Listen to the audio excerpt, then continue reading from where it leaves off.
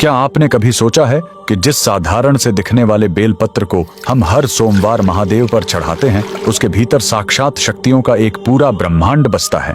आखिर एक बेल के पत्तों में ऐसा क्या है कि उसे चढ़ाते ही महादेव का रौद्र रूप शांत हो जाता है? स्कंद पुराण में छिपा है वो रहस्य जो बताता है कि बेलपत्र कोई साधारण वनस्पति नहीं, बल्कि माता पार्वती के पसीने की बूंदों से जन्मा एक दिव्य कवच है। वीडियो के अंत तक बने रहना, क्योंकि आखिरी हिस्सा आपको बताएगा कि बेलपत्र के 3 पत्ते असल में किन 3 महाशक्तियों का प्रतीक हैं। इस अलौकिक गाथा का आरंभ होता है मंदराचल पर्वत से, जहां माता पार्वती कठिन तपस्या में लीन थीं। तप की अग्नि इतनी प्रचंड थी कि उनके मस्तक से पसीने की कुछ बूंदें धरती की कोख में जा गिरी। उन्हीं दिव्य बूंदों के अंश से एक अद्भुत वृक्ष उत्पन्न हुआ, जिसे स्वयं माता पार्वती ने बिल्व वृक्ष का नाम दिया। लेकिन रुकिए, इस वृक्ष की असल शक्ति इसके बाहरी रूप में नहीं, बल्कि इसके कण कण में बसे देवत्व में है। स्कंद पुराण के अनुसार बेल वृक्ष की जड़ों में स्वयं माता गिरिजा और राधा रानी का वास है। इसके तने में देवी महेश्वरी निवास करती हैं, तो इसकी शाखाओं में दक्षायणी की शक्ति बहती है।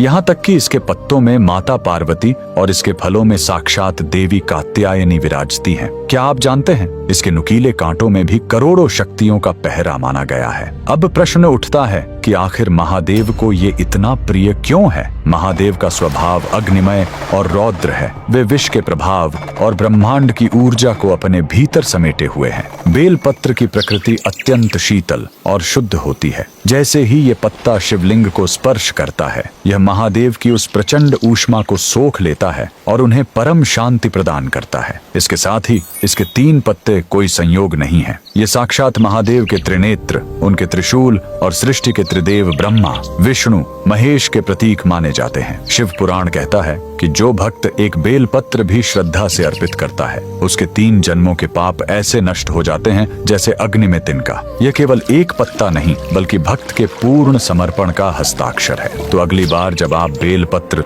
तोड़े या चढ़ाएं, तो याद रखें, आप प्रकृति का एक अंश नहीं, बल्कि साक्षात शक्ति का स्वरूप महादेव को सौंप रहे हैं। अगर आप भी महादेव की इस दिव्य शीतलता के भक्त हैं, तो कमेंट्स में हर हर महादेव जरूर लिखें।